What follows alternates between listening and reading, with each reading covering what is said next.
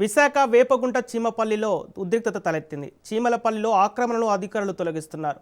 ఆక్రమణలు తొలగిస్తున్న అధికారులను స్థానికులు అడ్డుకున్నారు. ఆందోళనకారులను పోలీసులు అరెస్ట్ చేశారు. పోలీస్ బందోబస్తు మధ్య సుమారు 300 గుడిసెలను అధికారులు తొలగించారు.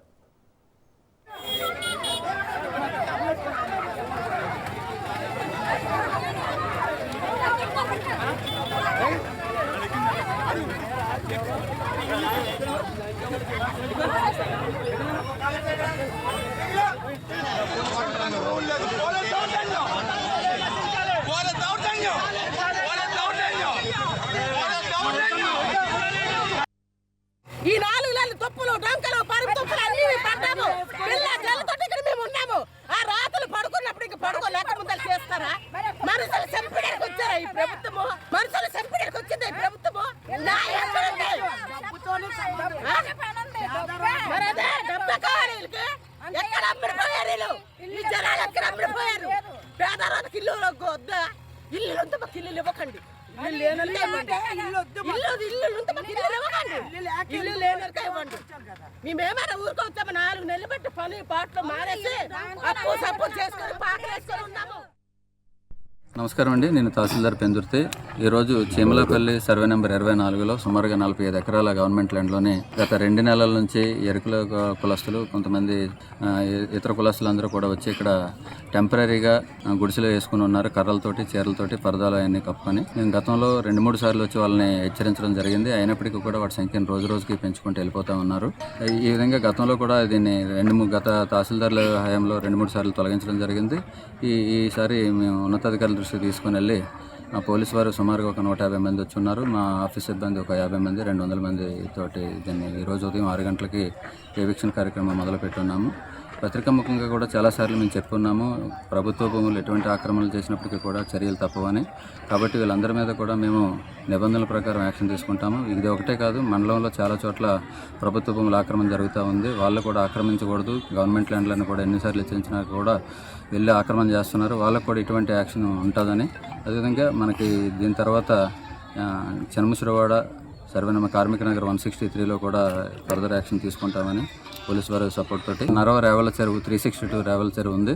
దాని మీద కూడా ఎమ్మెల్యే గారు గతంలోనే దాన్ని బౌండరీ ఫిక్సప్ చేయమని వారు లెటర్ మీద ఇచ్చి ఉన్నారు. కలెక్టర్ గారికి కూడా దాని మీద ఒక సర్వే సిబ్బందిని నియమించి ఎంతవరకు జరిగింది అనేది కూడా ఆక్రమణలు గుర్తించడము, బౌండరీ ఫిక్సప్ చేయడము, ఆక్రమణ చేసిన వారికి. విశాఖ వేపగుంట చీమలపల్లిలో ఉద్రిక్తత తలెత్తింది. చీమలపల్లిలో ఆక్రమణలు అధికారులు తొలగిస్తున్నారు. ఆక్రమణలు తొలగిస్తున్న అధికారులను స్థానికులు అడ్డుకున్నారు. ఆందోళనకారులను పోలీసులు అరెస్ట్ చేశారు. పోలీసు బందోబస్తు మధ్య సుమారు 300 గుడిసెలను అధికారులు తొలగించారు. ఇక ఇదే అంశానికి సంబంధించి పూర్తి డీటెయిల్స్ మా ప్రతినిధి కిరణ్ అందిస్తారు. కిరణ్, విశాఖ వేపగుంట చీమలపల్లిలో 300 గుడిసెలను అధికారులు ఎందుకు తొలగించారు? దీనిపై ఈ ఘటన ఎందుకు చోటు చేసుకుంది? ఇలా తొలగించడంపై స్థానికులు ఏమంటున్నారు?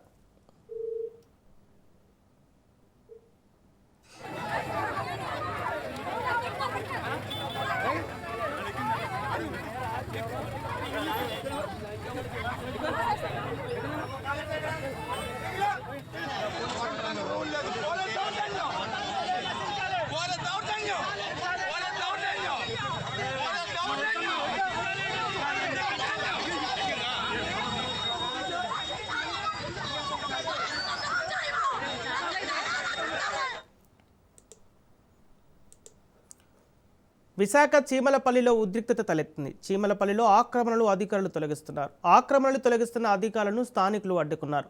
ఆందోళనకారులను పోలీసులు అరెస్ట్ చేశారు. పోలీసు బందోబస్తు మధ్య సుమారు 300 గుడిసెలను అధికారులు తొలగించారు. ఇక దీనికి సంబంధించి పూర్తి డీటెయిల్స్ మా ప్రతినిధి కిరణ్ అందిస్తారు. కిరణ్, విశాఖ వేపగుంటలో చీమలపల్లిలో 300 గుడిసెలను ఎందుకు తొలగించారు? అంటే ఈ తొలగించడంపై స్థానికులు ఏమంటున్నారు? అసలు ఈ ఘటన ఎందుకు చోటు చేసుకుంది? Good morning Sampath. ఏదైతే ఈ రోజు తెల్లవారుజామున విశాఖపట్నం పరిధిలోని పెందుర్తి నియోజకవర్గంలో ఉన్నటువంటి వేపగుంట మండలం చీమలపల్లిలో ఉద్రిక్త పరిస్థితి నెలకొంది. దీనికి ప్రధాన కారణం ప్రభుత్వ భూమి ఏదైతే ఉందో సర్వే నెంబర్ 24లో సుమారు 6 ఎకరాల ప్రభుత్వ భూమిని కొంతమంది కబ్జా చేసి గుడిసెలు నిర్మించుకొని అక్కడ నివాసం ఉంటున్నారు. ఈ నేపథ్యంలోనే ప్రభుత్వ భూమిని కబ్జా చేసినందుకు కానీ ఏదైతే మనం గతంలో మనం చూసాము, ఆపరేషన్ హైడ్రా పేరుతో తెలంగాణలో ఏ రకంగా అయితే ఆక్రమణలు తొలగించారు, ముఖ్యంగా వ్యాపార కేంద్రాలు కావచ్చు, లేదంటే ఇళ్లు కావచ్చు, అక్రమంగా నిర్మించుకునేవి కానీ, లేదంటే ప్రభుత్వానికి సంబంధమైనటువంటి భూములన్నింటినీ కూడా కబ్జా చేసి ఏ రకంగా అయితే అక్కడ తెలంగాణలో పాల్పడ్డారు వాటిని కూల్చివేసిన తరహాలోనే ఇటు విశాఖపట్నంలో సంబంధించి కూడా ప్రధానంగా ఆపరేషన్ లంచ్ తో పేరుతోటి వ్యాపార కార్యకలాపాలు నది రోడ్లపై ఎవరైతే ఫుట్పాత్లను ఆక్రమించి వ్యాపారాలు చేస్తారో వాళ్ళని కానీ అదేవిధంగా ప్రభుత్వ భూములను కబ్జా చేసి అన్యాక్రాంతం చేసుకున్నటువంటి ఇల్లు కానీ నిర్దాక్షిణ్యంగా కూల్చివేస్తున్న పరిస్థితి నెలకొంది. ఈ నేపథ్యంలోనూ ఈరోజు తెల్లవారుజామున చేమలాపల్లి ఏదైతే పెందుకు నియోజకవర్గంలో ఉందో ఆ ప్రాంతంలో ఉన్నటువంటి దాదాపు 300 గుడిసెల్ని తొలగించడం కూడా జరిగింది. ప్రధానంగా మనం చూసుకున్నట్టయితే ఆంధ్రప్రదేశ్ సంబంధించి ఆర్థిక రాజధానిగా పేరున్నటువంటి విశాఖపట్నంలో ఇక్కడ పెట్టుబడులు ఇన్వెస్ట్మెంట్స్ చాలా భారీ ఎత్తున వస్తున్నాయి. మరోవైపు ఇప్పటికే ఐటీ హబ్ గా మరోవైపు టూరిస్ట్ హబ్ గా విశాఖపట్నాన్ని ఒక కేంద్ర బిందువుగా చేసుకున్న ఆంధ్రప్రదేశ్ కు ప్రపంచ దేశాలన్నీ కూడా చూస్తున్న నేపథ్యంలో ఇటువంటివి ఏవైతే ఉన్నాయో ఇటువంటి కబ్జాలు కానీ లేకపోతే రహదారులను దురాక్రమించినటువంటి వాళ్ళ మీద కూడా కొరడా జల్పిస్తూ అధికార యంత్రాంగం ప్రభుత్వ ఆదేశాల మేరకు పూర్తి స్థాయిలో ఇటువంటివన్నీ కూడా తొలగించే కార్యక్రమాన్ని గత 2 నెలల నుంచి కూడాను కొనసాగిస్తూనే ఉంది. ఈ నేపథ్యంలోనూ ఈ రోజు తెల్లవారుజామున ఏదైతే చేమలాపల్లిలో ఉన్నటువంటి గుడిసెలన్నింటినీ కూడా తొలగించడం జరిగింది. అయితే అక్కడ ఉన్న వాళ్ళు ఏం చెప్తున్నారంటే కనీసం ప్రభుత్వం ఏదైతే ఉందో పాలకులు ఎవరైతే ఉన్నారో పేదవాళ్ళకి ముఖ్యంగా కూడు గుడ్డ నీరు అదేవిధంగా వైద్యం ఇవన్నీ కూడా కనీస మౌలిక సదుపాయాలు కూడా కల్పించలేదు. మేము రోడ్డున పడి ఎండకి ఎండుతూ వానకి తడుస్తూ ఉన్న పరిస్థితి నేపథ్యంలోనే మేము ఇక్కడ ఉన్నటువంటి ప్రభుత్వ భూమిలో మేము గుడిసెలు వేసుకొని మా బతుకు బండి సాగిస్తున్న నేపథ్యంలోనే వీళ్ళు ఇంత దురాక్రమణగాను మేము చేశామని చెప్పి మమ్మల్ని నిర్దాక్షిణ్యంగా తొలగించారు. మమ్మల్ని రోడ్డున పడేశారు. పిల్లాజల్లతో మేము రోడ్డున ఎండకి ఎండే పరిస్థితి వచ్చింది. కనీసం ప్రభుత్వం పట్టించుకుని మాకు ఎక్కడైనా సరే పునరావాసాన్ని ఏర్పాటు చేస్తే బాగుండేది. మేము ప్రభుత్వ భూమిని ఆక్రమించుకున్న మాట వాస్తవమే కానీ మా జీవితం ఎలా గడవాలని చెప్పి అక్కడ ఉన్నటువంటి మహిళలు కానీ వీళ్ళందరూ కూడా ఎంతో ఆవేదన వ్యక్తం చేస్తున్న పరిస్థితి.